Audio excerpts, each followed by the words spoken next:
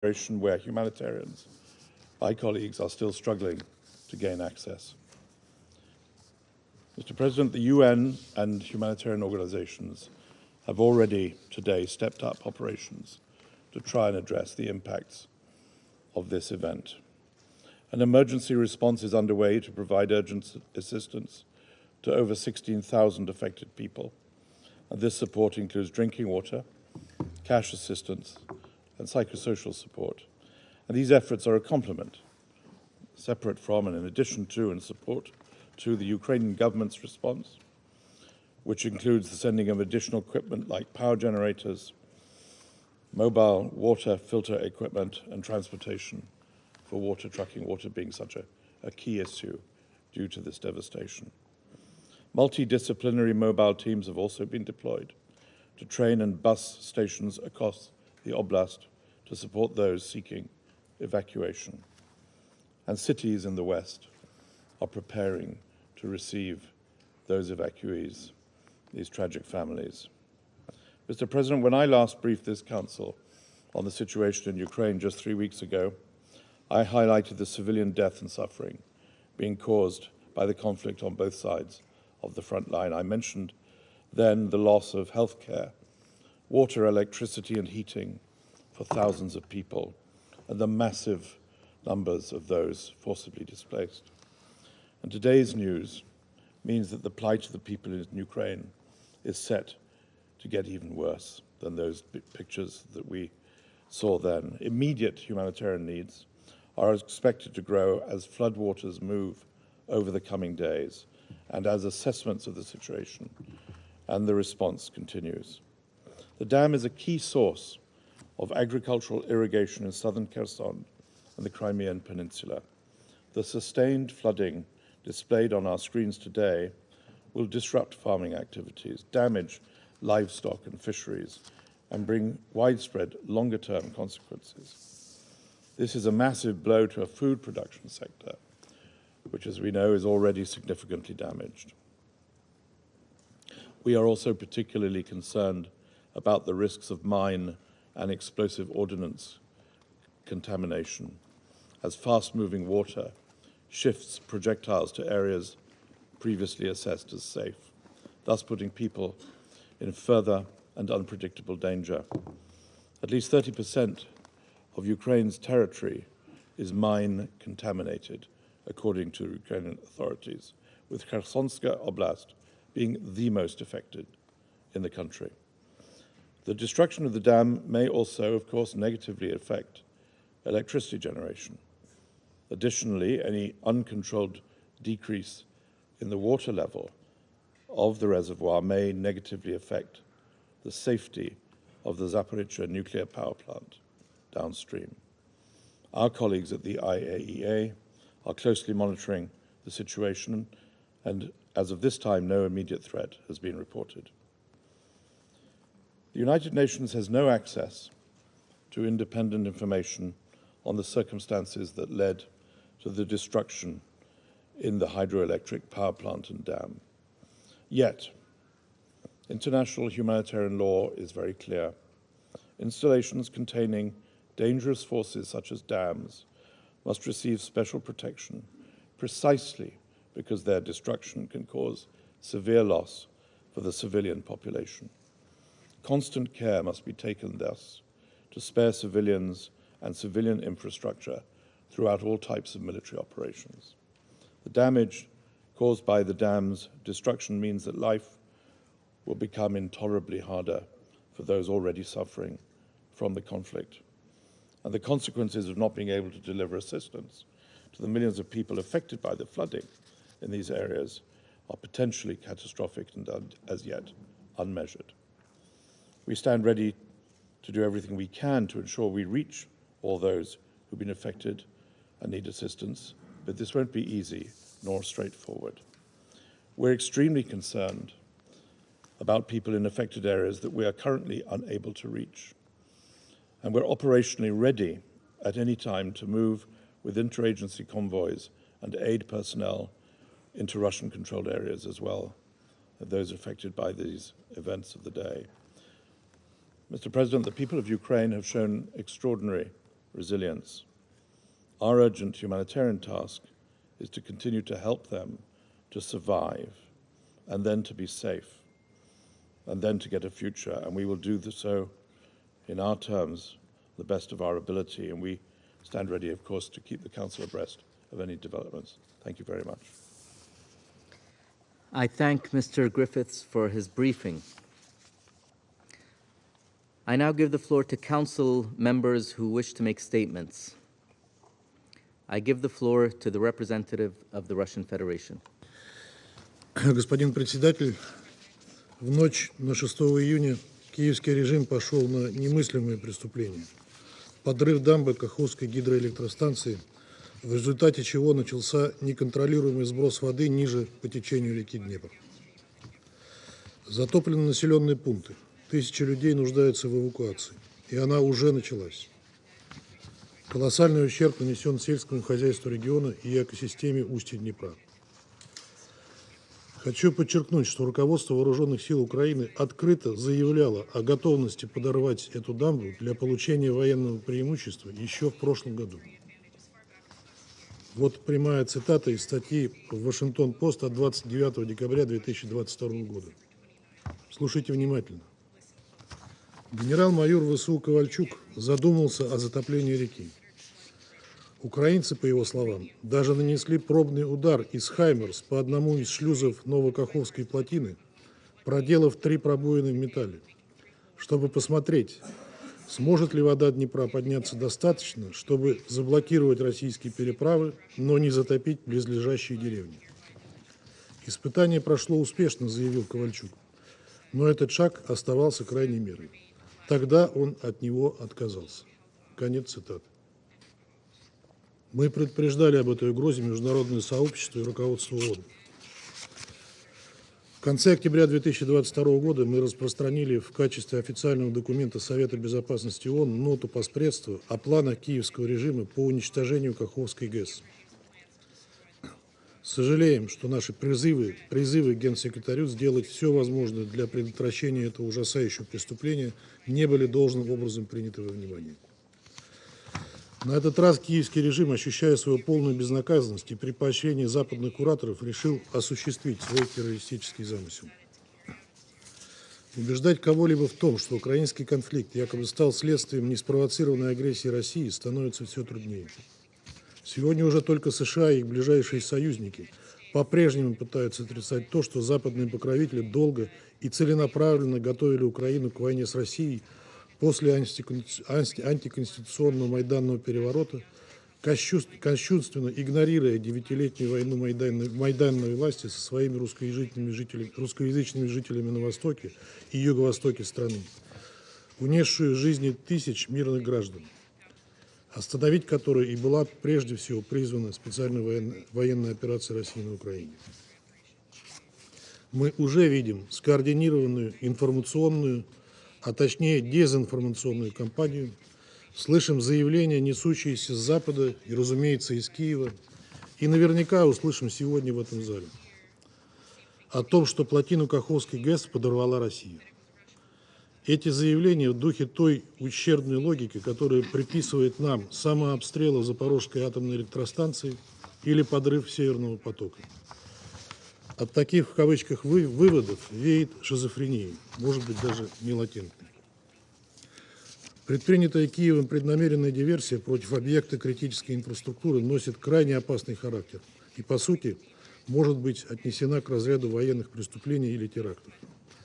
Атаки на объекты, содержащие опасные силы, прямо запрещены международным гуманитарным правом. Причем дамбы отдельно упомянуты в статье 56 первого доп. Протокола к Женевским конвенциям 1977 года.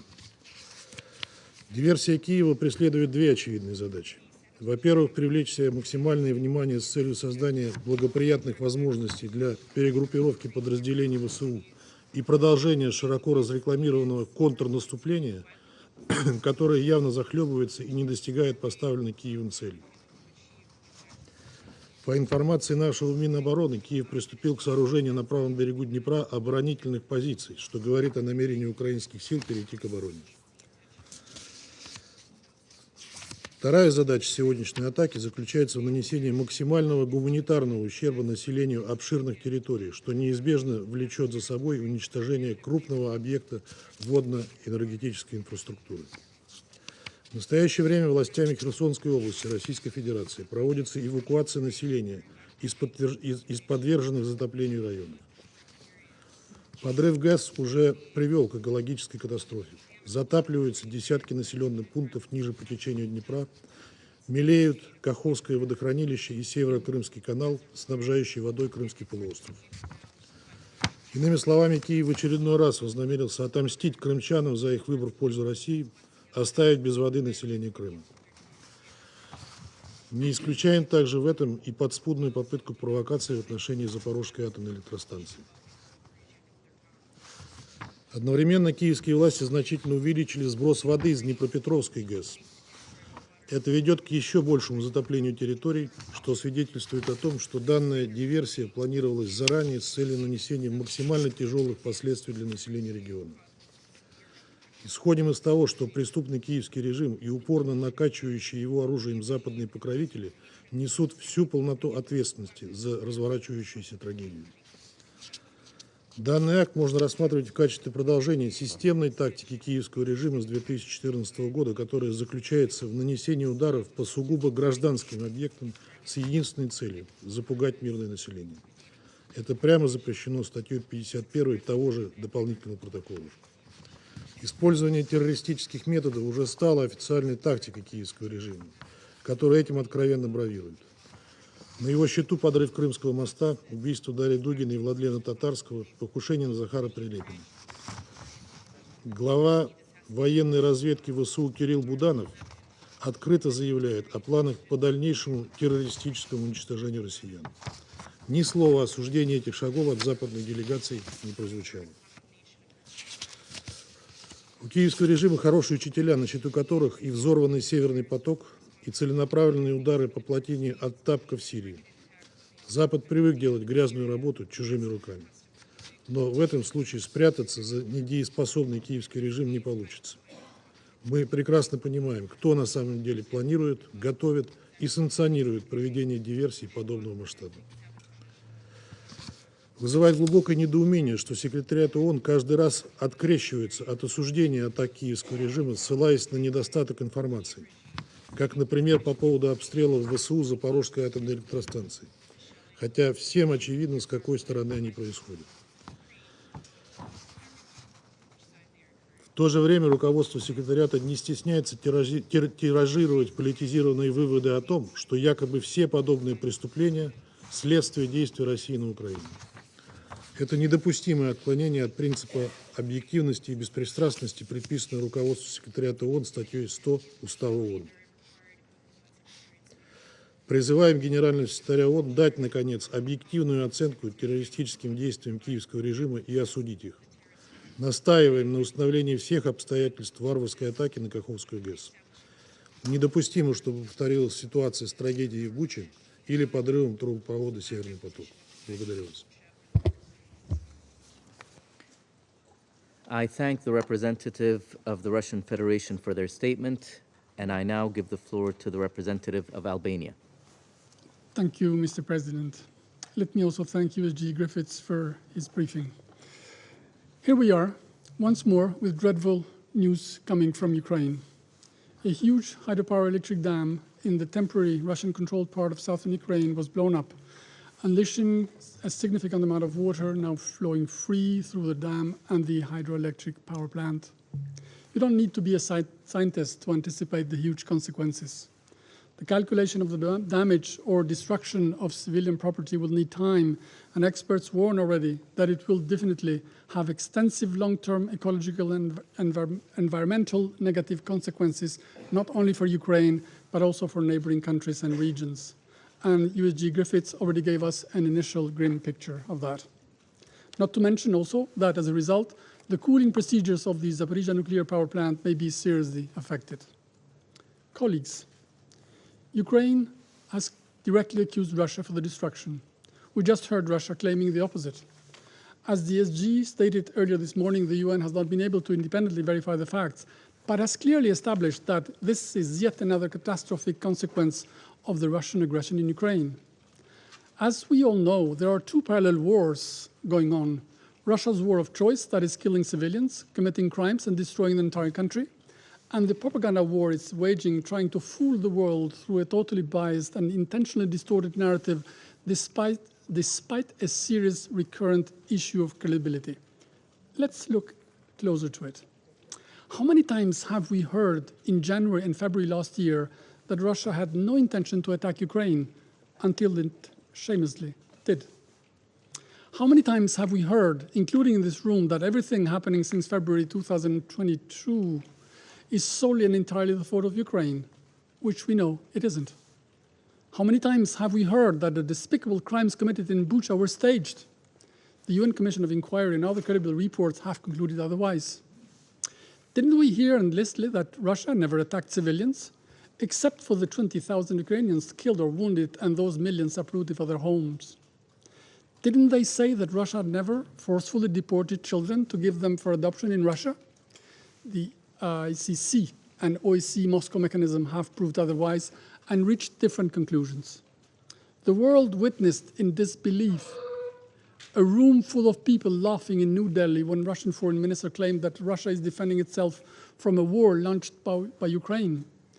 143 countries of the UN just don't buy it.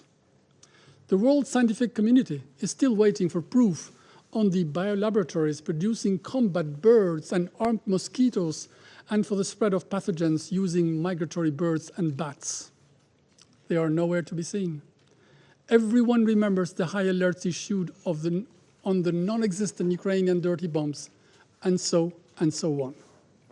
Therefore, the simple question we have is, why would then the destruction of the dam be otherwise when we have witnessed day and night that Russia has not spared anything to inflict as much as possible damage to the civilian and critical infrastructure in Ukraine? Didn't they do everything to destroy power installations last winter to leave entire cities without electricity and heating, with a deliberate intention to force the submission or freeze to death civilians, families, women and children, girls, the elderly, the disabled, everyone actually? What to say about the 2,600 schools and more than 1,250 health facilities destroyed or damaged already? Colleagues, this is not who speaks first. This is not who speaks louder. This is about truth, rules, laws, and accountability. And the international law is clear. Deliberate attacks on critical civilian infrastructure amount to war crimes. The perpetrators, directly or indirectly involved in such acts, must be held accountable. Whoever thinks that such acts, like others before it, despite their dire consequences, will affect the spirit of Ukrainians and deter them from fighting to defend and liberate their country should think twice. Because in all this, Ukraine is right and Russia is wrong. This is why the international community will continue to help Ukraine and its people to defend themselves, their freedom and their dignity. There is only one way to put an end to the consequences of this war, and that means the complete withdrawal of all Russian forces from the internationally recognized border of Ukraine and engaging in sincere talks in finding solutions through diplomacy. Anything else would be perpetuating what we have seen so far, madness. I thank you. I thank the representative of Albania for their statement. I give the floor to the representative of the United States. Thank you, Mr. President. And Undersecretary General Griffiths, thank you for your briefing. Today we have seen yet another tragic outcome of Russia's unprovoked, full-scale invasion of Ukraine. It is deeply alarming and concerning. The Kakhovka Dam, a crucial hydroelectric plant on the Dnipro River, was destroyed. Its destruction has caused devastating floods and impacted the lives and livelihoods of tens of thousands of Ukrainian civilians along the river. We are in close touch with Ukrainian authorities on providing assistance to the many civilians displaced and forced to flee their homes for safety. And we will continue to work with humanitarian partners on the ground to provide assistance. We regret the Council must meet on an urgent basis to discuss the destruction of the dam, which is yet another casualty in Russia's brutal, full-scale invasion of Ukraine. I want to make absolutely clear, it was Russia that started this war. it was Russia that occupied this area of Ukraine. And it was Russian forces that took over the dam illegally last year and have been occupying ever since. To be clear, deliberate attacks on civilian objects are prohibited by the law of war.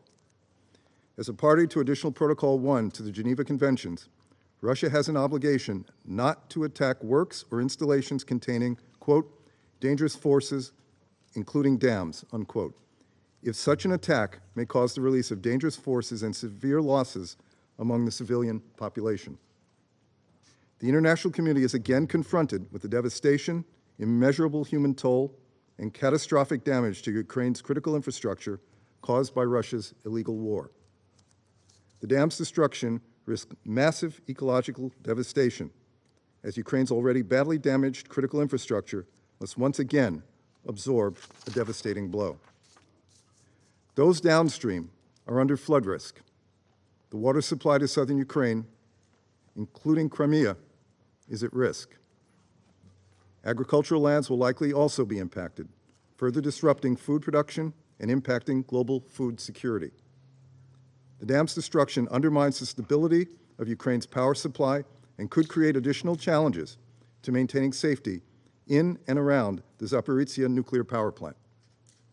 Although we understand the dam's destruction poses no immediate risk to the nuclear safety of the plant in the short term, we reiterate the IAEA Director General's call, Zaporizhzhia nuclear power plant's cooling pond, which draws water from the dam's reservoir, must maintain its integrity and access to water, which is essential for cooling the reactors and their spent fuel. We call on Russia to reconnect the sensors that automatically report data to Ukraine civilian regulators and to allow the IAEA to ensure the international community has reliable information on any radioactivity around the plant. While investigations are underway, I will say again, the latest humanitarian, agricultural, energy, and environmental crisis would not even exist had Russia not launched its brutal war against Ukraine. Russia's full-scale invasion continues to put innocent lives at risk and decimates the infrastructure, livelihoods, and safety of the Ukrainian people. The United States will continue to work with the international community to hold Russia to account for its aggression. We will continue to support Ukraine to defend itself in the face of the Kremlin's brutality. The way forward is clear. Russia must withdraw its troops from Ukraine's internationally recognized borders. It must end this war, and it must end the untold human suffering it has wrought. Thank you, Mr. President. I thank the representative of the United States for their statement. I give the floor to the representative of the United Kingdom. Thank you, President. And I'm grateful to Undersecretary General Griffiths for his briefing. President, the destruction of the Nova Kakhovka Dam is truly an abhorrent act. The United Kingdom stands in solidarity with Ukraine and the thousands of Ukrainians who are tonight evacuating their homes or facing terrible damage to their livelihoods or water supply. We stand ready to support Ukraine and all those affected by this catastrophe. And we are already working with humanitarian partners on the ground to supply aid. The UK has helped support them to pre-position supplies in case of an emergency like this. As we've heard, this act has put thousands of civilians in danger and is causing severe environmental damage to the surrounding area. Flooding threatens to contaminate water supplies and vital natural habitats. Vast swathes of agricultural land and electricity supplies are also at risk. And this in turn threatens food production and the international food trade. President, this is the latest of many tragic consequences of President Putin's war, which will bring further terrible suffering to the people of Ukraine. We have seen Russia indiscriminately attack civilians and critical civilian infrastructure time and time again in this war. If Russia proves to be responsible, it would be a new low in its conduct of this brutal war. We will continue to carefully assess the evidence in the coming days, but let me repeat what we've said throughout. Now is the time for President Putin to withdraw all his forces from Ukraine's sovereign territory and bring his war of aggression to an end. Thank you. I thank the representative of the United Kingdom for their statement, and I give the floor to the representative of Ecuador. Gracias, señor presidente. Agradezco también la urgente convocatoria de esta reunión y agradezco la exposición informativa del secretario general adjunto de Asuntos Humanitarios y coordinador del socorro de emergencia, señor Martin Griffin. Expresamos nuestra más enérgica condena por la destrucción de la represa Nova Kakhovka en la región ucraniana de Yersón, que de acuerdo con el Comité Internacional de la Cruz Roja constituye uno de los daños más significativos contra la infraestructura crítica en Ucrania desde el inicio de la agresión militar de Rusia en febrero de 2022. El impacto de esta destrucción es alarmante. Es alarmante por sus consecuencias ecológicas, económicas y humanitarias. Las evacuaciones de gran escala, la devastación, la pérdida de hogares y la afectación de servicios sanitarios vitales son deplorables. Nos preocupa también cuánto durará el impacto de esta destrucción sobre las personas y sus medios de subsistencia. Lamentamos que esto ocurra cuando hace solo 2 semanas celebramos en este Consejo la reunión sobre la protección de civiles en el contexto del 5º aniversario de la Resolución 2417. Con más de 700 instalaciones de infraestructura crítica dañadas o destruidas por la guerra, se sigue precarizando la vida y el acceso a servicios básicos, lo que afecta especialmente a las mujeres, niñas y niños. Reiteramos, señor presidente, el carácter central de la rendición de cuentas para que ningún ataque contra una estructura civil quede en la impunidad. Recordamos que las partes deben cumplir con las obligaciones que derivan del derecho internacional humanitario y que las represas deben gozar en todo momento de protección especial por el riesgo que su afectación supone para la población civil. Lamentamos que debido a la situación administrativa provisional de facto, producto de la invasión y de la ocupación militar, se vean afectadas las capacidades de mitigación y respuestas en la zona de la represa. Respaldamos el llamado del secretario general Antonio Guterres para un acceso humanitario seguro y sin trabas que facilite una respuesta oportuna. Encomiamos los esfuerzos de Naciones Unidas y sus socios humanitarios para la asistencia vital que incluye agua potable. También expresamos nuestro aprecio por la inmediata reacción del director general del Organismo Internacional de Energía Atómica con relación a las implicaciones de esta destrucción puede tener sobre la seguridad de la central nuclear de Zaporilla. Y respaldamos su determinación de visitar dicha planta la próxima semana, tal como lo tenía ya planificado, con el propósito de continuar sus esfuerzos de prevención de un desastre nuclear. Instamos al Consejo de Seguridad a respaldar y dotar al secretario general de todas las herramientas necesarias para profundizar en ámbitos esenciales relativos a esta guerra. Finalmente, reiteramos la obligación que tiene Rusia de retirar sus tropas de ocupación de Ucrania. Muchas gracias. I thank the representative of Ecuador for their statement, and I give the floor to the representative of France. Monsieur le Président, je remercie Monsieur Griffith pour sa présentation. La destruction partielle du barrage de Kakhovka, intervenu cette nuit dans la région de Kherson, est un acte particulièrement grave. Elle illustre une nouvelle fois les conséquences désastreuses de l'agression russe, en particulier sur les infrastructures civiles ukrainiennes. Rien de cela ne serait arrivé si les troupes russes n'avaient pas envahi l'Ukraine et si la Russie avait respecté la Charte des Nations Unies. La France exprime ses vives préoccupations quant à l'impact humanitaire, environnemental et économique de cette catastrophe. Des inondations massives sont à déplorer dans plusieurs dizaines de localités. Des milliers d'Ukrainiens ont dû être évacués. La France se tient prête à répondre aux demandes des autorités ukrainiennes pour venir en aide aux populations affectées.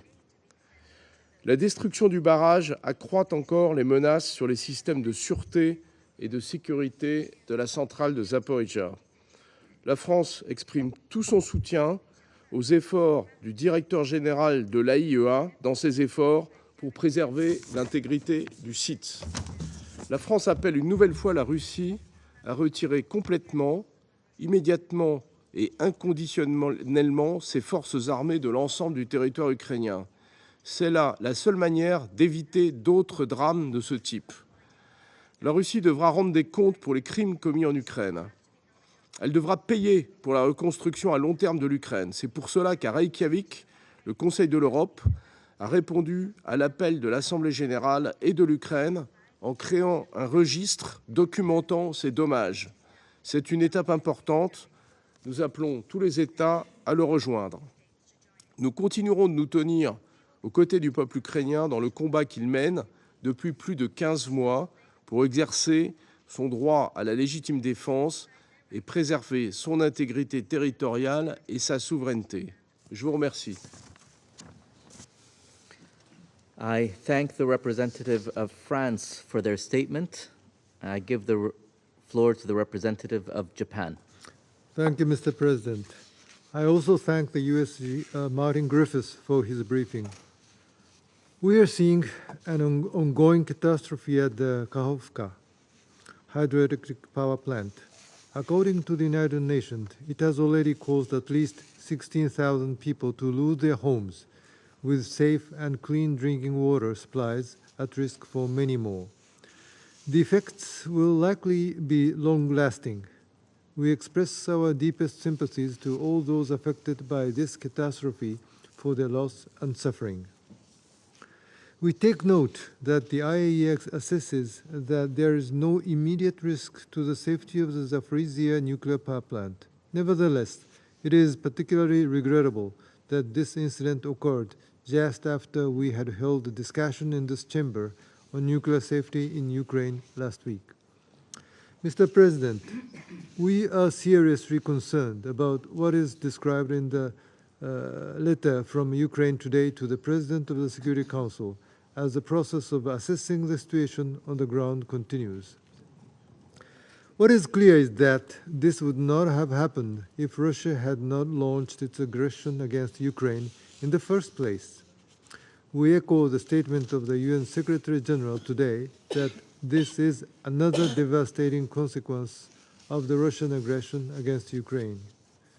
We once again urge Russia to stop its ongoing aggression and immediately, completely, and unconditionally withdraw its troops and military equipment from the entire internationally recognized territory of Ukraine.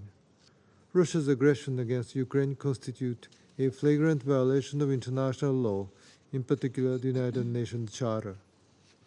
There must be no impunity for war crimes and other atrocities, including attacks against civilians and critical civil infrastructure. Mr. President, our support for Ukraine will not waver. We are renewing our commitment to provide the financial, humanitarian, military, and diplomatic support Ukraine requires for as long as it takes. I thank you. I thank the representative of Japan for their statement, and I give the floor to the representative of Ghana. I thank you, Mr. President. I also thank the Under-Secretary General, Mr. Martin Griffiths, for his statement. My delegation is deeply alarmed by emerging reports of extensive damage to the Kakhovka hydropower plant and its consequential flooding of several settlements in the Kherson region. We are particularly concerned by the further disruptions to the lives of civilians in the region and those that rely on the dam for energy and water supply. We are equally concerned by the immediate and long-term ecological and economic fallout, as well as the possible risk to the Zaporizhzhia nuclear power plant. It is important that the circumstances surrounding the damage to the dam are independently verified to prevent future occurrences and ensure accountability where necessary. We urge restraint by the parties from further actions that could risk the safety and security of other highly sensitive infrastructure, which, if compromised, could bring catastrophic consequences for the people of Ukraine and beyond. We further urge the parties to comply with the obligations under international humanitarian law, requiring conflicting parties to ensure distinction, necessity, proportionality, and humanity. As we understand from the unfolding situation, many people are likely to be displaced by the flooding, and therefore we welcome the United Nations' immediate deployment of humanitarian support in coordination with the government of Ukraine, as indicated by the Secretary General. In this regard, we reiterate the call for humanitarian access to all affected settlements and communities. It is important to acknowledge that this unfortunate development is taking place in the context of the Russian Federation's unjustified aggression against Ukraine, and without an end to the war, all other critical infrastructure in Ukraine remain at risk of accidental or deliberate damage. Mr. President, we re-echo the appeals for peace and the immediate cessation of hostilities by the Russian Federation's unconditional withdrawal of its troops from the internationally recognized borders of Ukraine. Finally, it is my delegation's expectation that the Council will be provided with more clarity on the situation. I thank you. I thank the representative of Ghana for their statement, and I give the floor to the representative of Gabon. Je vous remercie, Monsieur le Président. Je remercie également le secrétaire général adjoint pour son exposé édifiant. Il y a exactement une semaine, jour pour jour, que le Conseil se réunissait ici sur le risque imminent encouru par la centrale nucléaire de Zaporizhzhia suite à sa déconnexion du réseau électrique national. Le directeur général de l'AIEA, dans son exposé des faits, aux membres du Conseil, a appelé les belligérants à la retenue et à la désescalade et présenté les 5 principes pour garantir la sûreté et la sécurité nucléaire.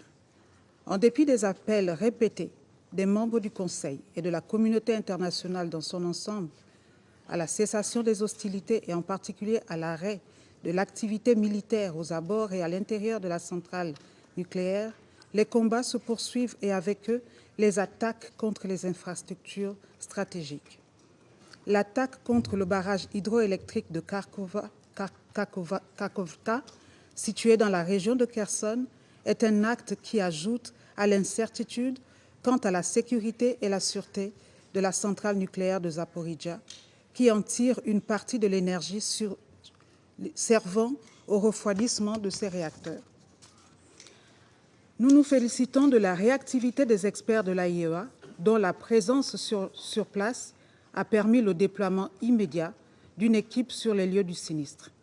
Il est à espérer que la situation pourra être endiguée dans les meilleurs délais pour contenir les risques potentiels.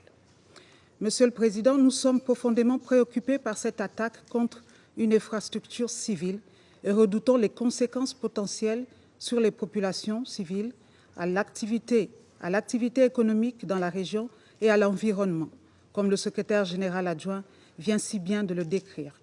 À l'heure où nous nous réunissons, plus de 16 000 civils sont en train d'être évacués des zones touchées. Ces milliers de personnes sinistrées s'ajoutent aux millions de personnes en besoin humanitaire. Ceci complexifie de plus belle la situation humanitaire dans le pays. Mon pays réitère que les centrales nucléaires et les installations hydroélectriques sont des infrastructures civiles protégées par le droit international humanitaire. Les belligérants doivent s'y conformer et s'abstenir de toute attaque contre ces infrastructures essentielles. Nous réitérons également notre soutien à l'AIEA et reconnaissons son rôle de premier plan pour le maintien de la sûreté et de la sécurité des installations nucléaires et exhortons les parties à coopérer pleinement avec l'AIEA. Nous réitérons notre appel au dialogue en vue de trouver une solution diplomatique à cette guerre qui n'a que trop duré. Nous continuons d'encourager les initiatives qui visent à amener les parties à la négociation pour parvenir à la paix et à la coexistence pacifique. Je vous remercie. I thank the representative of Gabon for their statement, and I give the floor to the representative of Brazil. Thank you, Mr. President.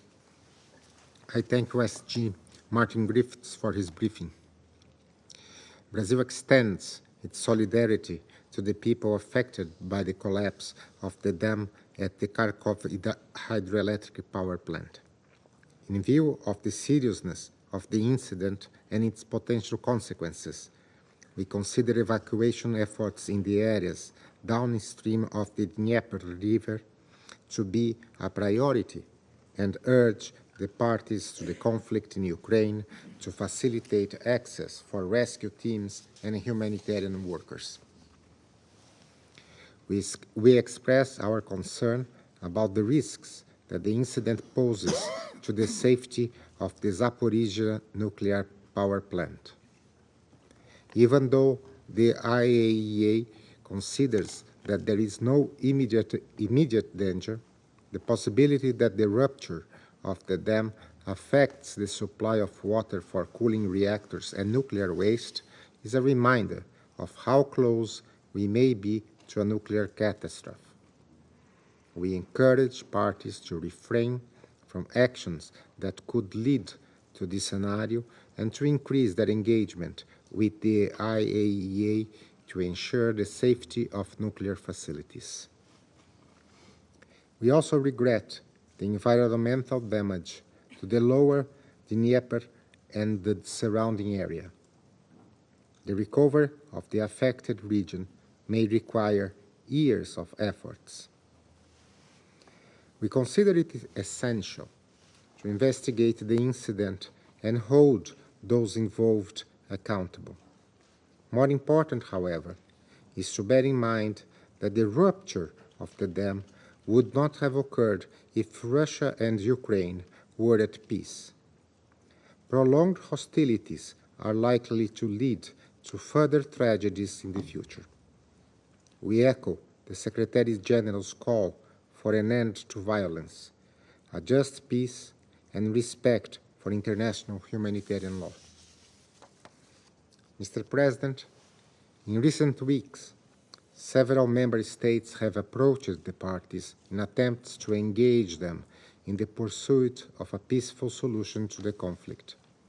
We hope that these initiatives will result in the resumption of dialogue and the cessation of hostilities, so that reconstruction can finally begin.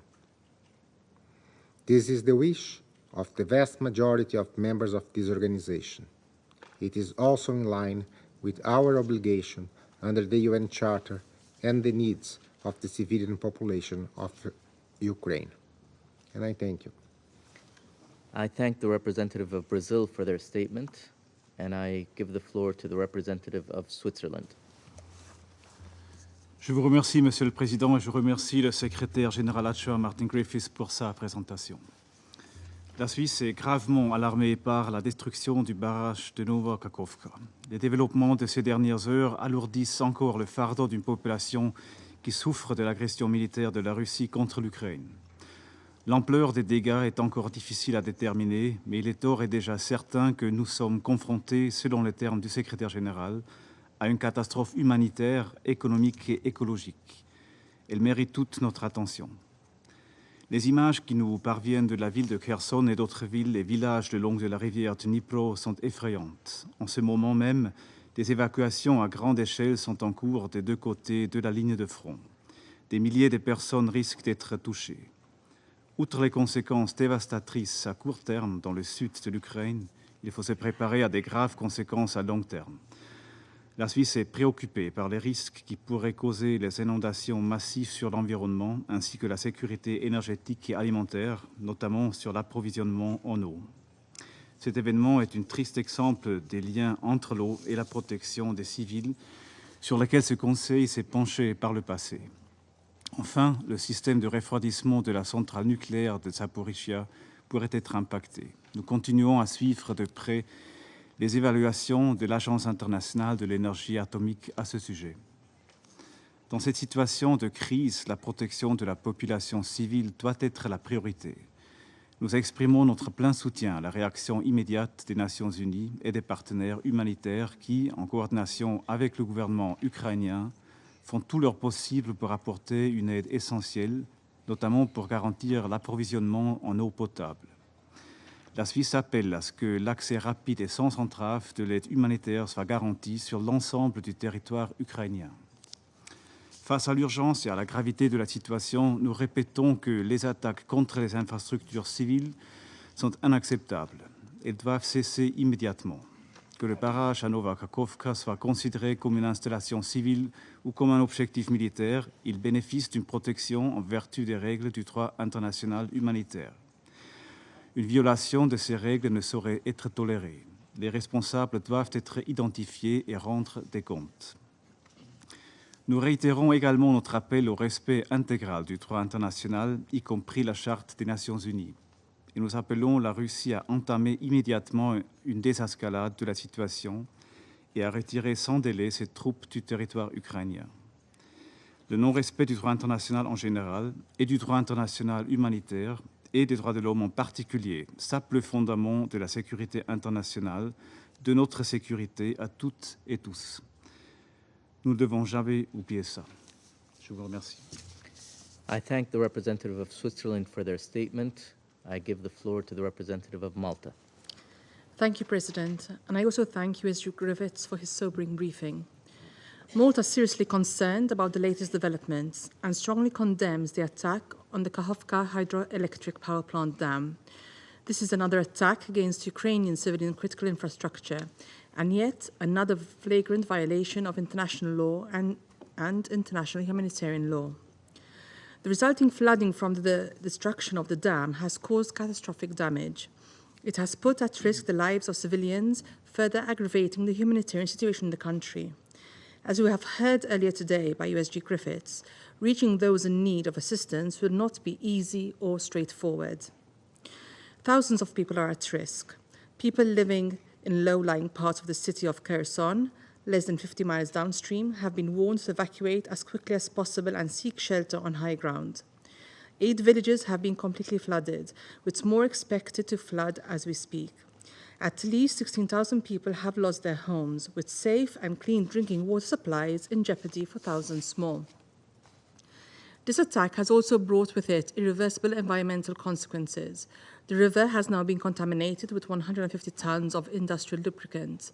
Furthermore, dropping water levels of the dam affect access to one of the main critical cooling sources for the reactors at Zaporizhia nuclear power plant and put at risk the proper functioning of the safety and security systems of the plant. This violates in every possible way the 5 principles for ensuring nuclear security and the safety of the IAEA. President, we emphasize that civilians and civilian infrastructure are not a target and must not be a target. Intentionally targeting them constitutes a war crime. Malta stresses its determination to make sure that the perpetrators of such crimes are held accountable in line with international law. Accountability must be our priority, and perpetrators must know that justice will ultimately prevail. In the meantime, Malta will continue to support all efforts to address the consequences of Russia's aggression. We once again urge Russia to immediately cease all hostilities and unconditionally, completely, and immediately withdraw all its forces and military equipment from the entire territory of Ukraine within its internationally recognized borders. We continue to express our equivocal support to Ukraine's sovereignty and territorial integrity and deplore any behavior that seeks to escalate the conflict further. I thank you. I thank the representative of Malta for their statement, and I give the floor to the representative of Mozambique. Thank you, Mr. President. I thank the presidency for promptly convening this briefing to the Council at the request of both Russian Federation and Ukraine. I thank Undersecretary General Martin Griffith for his update on this worrying situation. I acknowledge the attendance in this meeting of the permanent representative of Ukraine. Mr. President, while there are still conflicting accounts on the attribution and the apportion of blame and indeed of the causes of the damage to the hydro dam, there should be no reservation in condemning it if it is confirmed that it was due to a deliberate act of sabotage. As the scramble to contain the humanitarian and ecological fallout of the damage, the sad reality is that this act, if proven deliberate and premeditated, adds another reckless dimension to the steadily escalatory trend in this conflict. It comes as there is no end in sight to the hostilities after 16 months of conflict and amidst reports of increased battlefield activity. Mozambique warns of the global repercussion of the looming environmental disaster, particularly to populations and ecosystems in the immediate vicinity of the incident, but also to an already strained global food and grain supply chain. Mr. President, the deliberate weaponization and targeting of civilian infrastructure in times of war is a violation of international humanitarian law, as repeatedly stated by various Council products and relevant international treaties, such as the Additional Protocol 1 of 1977 of the Geneva Conventions, which I quote, prohibits methods of warfare that are intended or may be expected to cause widespread, long-term, and severe damage to the natural environment, end of quote. Parties must know that they should be accountable for these acts. Mozambique recognized the importance of both parties, calling the Council's attention to the ongoing emergency. However, we remain steadfast in our appeals at them to resume direct negotiations aimed at finding a lasting solution consistent with the UN Charter. Mozambique warned last week against the risk of misunderstandings, miscalculation, and collateral damage ever present in this conflict amongst erstwhile neighbors and brothers. In conclusion, we strongly reiterate our call for the immediate cessation of hostilities and the return to direct negotiations between the parties as a matter of urgency. I thank you. I thank the representative of Mozambique for their statement, and I give the floor to the representative of China. 主席先生，我首先感谢你召集这次紧急会议，也感谢格里菲斯副秘书长刚才所做的通报。在武装冲突中保护平民和关键民用设施是国际人道法规定的一项重要原则。我们对卡赫夫卡水电站堤坝被破坏表示严重关切，对由此造成的人道、经济和生态影响深感担忧。我们呼吁所有冲突当事方遵守国际人道法，全力保护平民和民用设施安全。堤坝决口已经造成洪水泛滥，大量人口需要紧急转移，超过数万人的饮水可能面临困难。我们支持联合国同有关人道组织积极行动，为人员转移和后续救助全力提供协助。卡赫夫卡水库也是扎波罗热核电站冷却水的重要来源。我们注意到，国际原子能机构总干事确认扎波罗热核电站尚未面临安全风险，但卡霍夫卡水库水位持续下降，未来可能无法向扎波罗热核电站继续泵水。中方重申，核灾难一旦发生，无人可以独善其身。我们呼吁保持最大克制，避免可能加剧对抗，导致误判的言行，维持扎波罗热核电站的安全和安保。主席先生，中方对乌克兰危机延宕不止，甚至进一步升级感到忧虑。刚刚发生的事件再次提醒我们，在冲突形势下，任何事情都可能发生。战火蔓延下去，只会加剧痛苦和灾难，带来更多不可预测的重大风险。有关各方应保持理性克制，尽快恢复和谈。国际社会应该以更大的紧迫感，做出一切努力，为推动对话谈判、恢复和平创造有利条件。任何一方，特别是有重要影响的国家，都不应该做火上浇油、激化矛盾的事，更不应试图从危机扩大化中谋取私利，服务自身战略目的。中方将一如既往，继续站在和平一边，同有关合作伙伴一道，为推动劝和促谈、实现乌克兰危机政治解决做出不懈努力。谢谢你，主席先生。I thank the representative of China for their statement. I shall now make a statement in my capacity as the representative of the United Arab Emirates. I would like to thank Undersecretary General Griffiths for his valuable briefing today.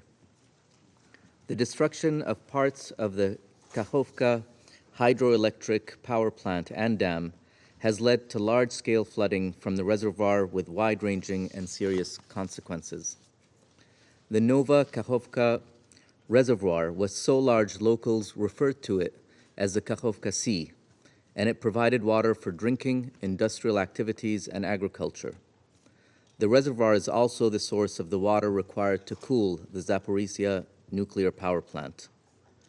The destruction of the dam has created an ecological, humanitarian, and nuclear safety risk. International humanitarian law could not be more clear about the need to protect dams in times of conflict. Like nuclear power plants, dams are afforded special protection against attack, even if there is a military objective, due to the dangerous forces contained therein and the risks to civilian populations. We further recall the fundamental principles of necessity, proportionality, and distinction, and note that the destruction of part of the dam has led to significant damage to other civilian infrastructure due to flooding.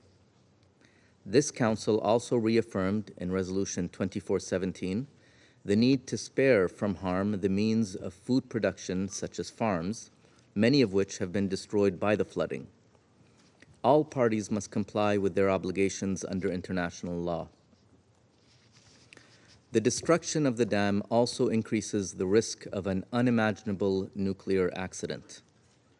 The Nova Kakhovka reservoir played a crucial role in cooling the Zaporizhia nuclear power plant. According to the IAEA, the plant is now relying on the backup cooling pool for this critical function. Since the start of this war, the world has narrowly avoided nuclear disaster more than once. This act has only further increased the risks. As an immediate step, we encourage all parties to work with the IAEA to ensure that the cooling mechanism is functioning and that there are appropriate backup systems in place. We also urge all parties to cooperate with the IAEA to de-escalate the situation in the area of the plant and ensure its long-term safe functioning.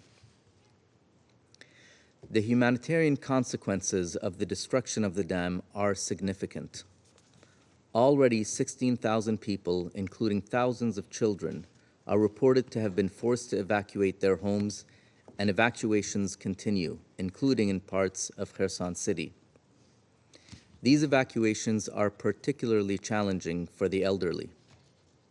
We've heard from Undersecretary Griffiths that 40 villages are already submerged or partially submerged, with more at risk. The town of Nova Kakhovka is already submerged.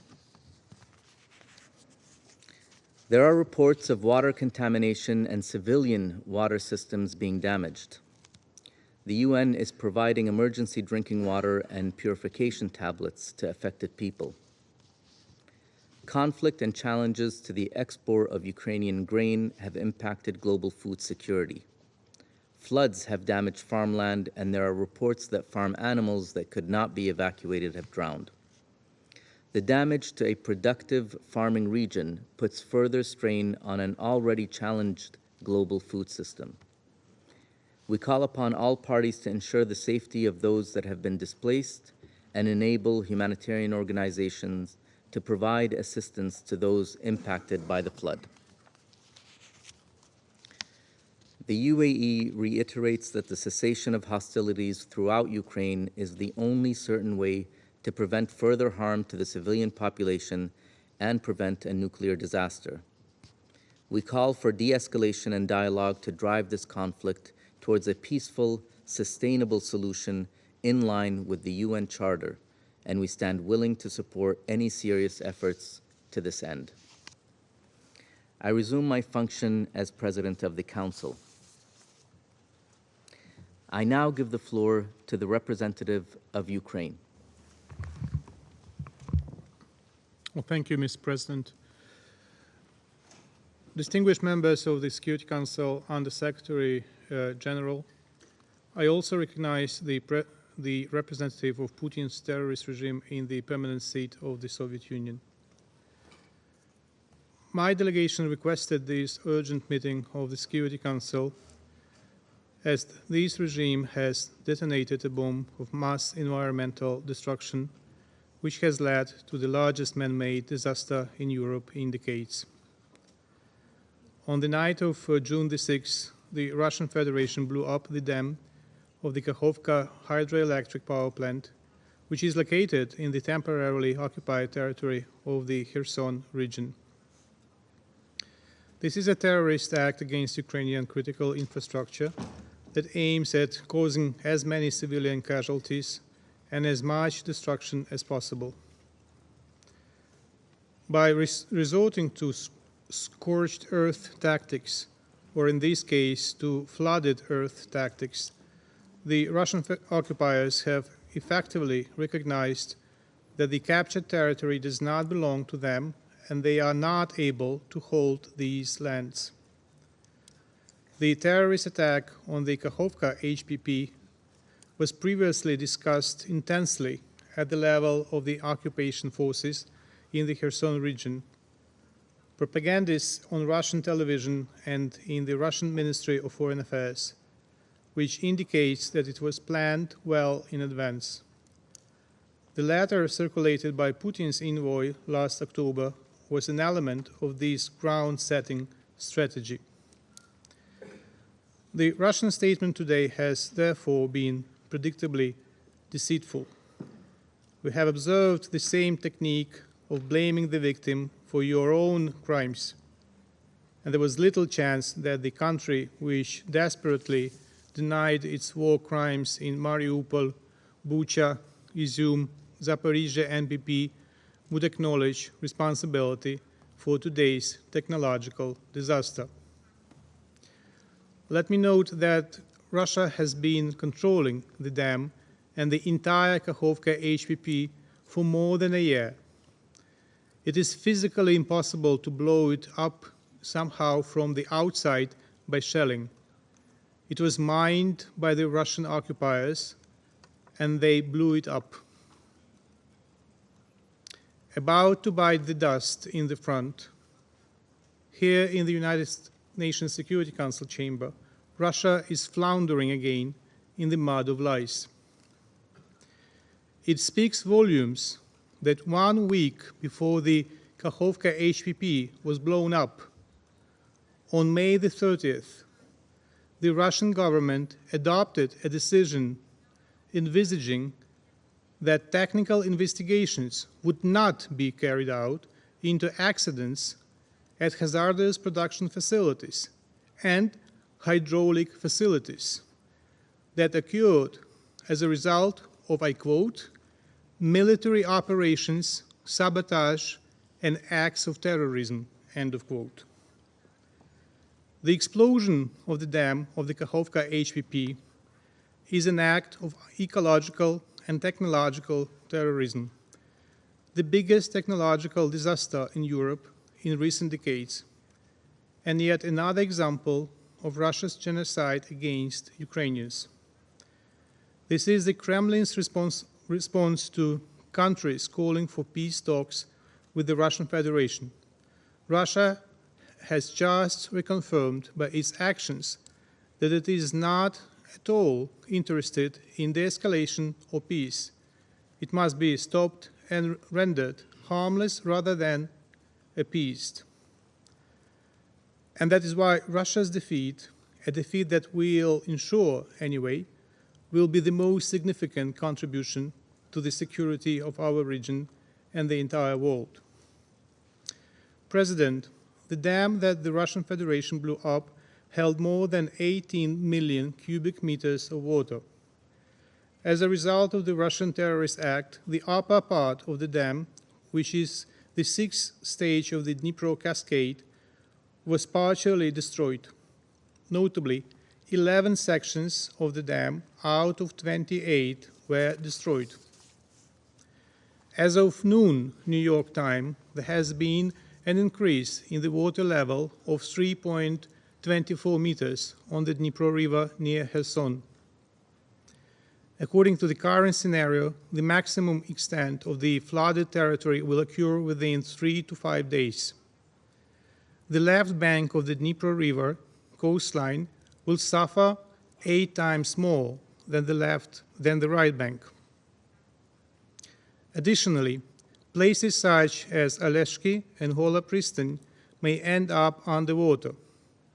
Partial flooding may also affect Alexandrivka, Shiroka Balka, Sofiivka, Vinogradne, and other settlements. The level of water that can flood these areas may vary, and depending on the degree of dam destruction, it could reach 1.5 meters or more. Currently, the local authorities have organized the evacuation of residents from these settlements to other parts of Ukraine. On the government-controlled territory of Ukraine, 17 settlements are planned for evacuation with more than 17,000 people. On the occupied territory of the left bank, 20 settlements are subject to evacuation with approximately 25,000 people. It is a matter of concern that the Russian occupiers do not organize the evacuation of civilians, although they withdrew their troops.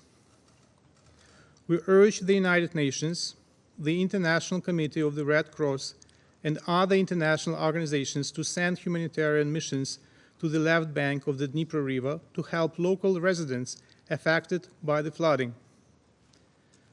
The Ukrainian authorities also ensure the provision of humanitarian assistance to the local population, mostly with drinking water, food, and other necessities. It is already clear that the destruction of the dam will deprive or severely worsen the water supply to Crimea, Kherson region, and significantly complicate the situation in Dnipropetrovsk and Zaporizhzhia regions. The reduction of the water level in the Kakhovka reservoir will lead to a decrease in its level in all water intakes in surrounding regions. In particular, the Kakhovka Canal, which supplies water to the occupied Berdyansk and most settlements in Zaporizhzhia region. Due to the decrease in the water level in the Kakhovka reservoir, there is also a danger of an incident at another critical infrastructure facility occupied by Russia, the Zaporizhzhia nuclear power plant. At the same time, as of now, there is no immediate threat to ZNPP. The situation is complex but under control. distinguished colleagues, we call on the international community to resolutely condemn the Russian terrorist attack on the Kakhovka HPP. The technological crime of the Russian Federation confirms the high relevance of the peace formula of President of Ukraine, Volodymyr Zelensky. We call on international partners to join its implementation as soon as possible, in particular, the points on countering ecocide, nuclear and energy security. Russia will have to compensate for all the consequences of its crime, for people, infrastructure, and the environment. I thank you. I thank the representative of Ukraine for their statement. I now give the floor to the representative of Latvia. Thank you, Mr. President. I am speaking on behalf of the Baltic states, Estonia, Lithuania, and my own country, Latvia. We thank USG Martin Griffiths for his briefing. Just 2 weeks ago, we gathered here for the annual Security Council open debate on the protection of civilians. But sadly, today we are here to condemn in the strongest possible terms another deliberate attack on civilians and civilian infrastructure by the Russian Federation, namely the destruction of the Novokakhovka Dam in the Kherson region of Ukraine. It is another piece of the chain of the war crimes committed by Russia. The Novokakhovka Dam has been under the occupation of the Russian Federation since it started the unjustified and unprovoked aggression against Ukraine.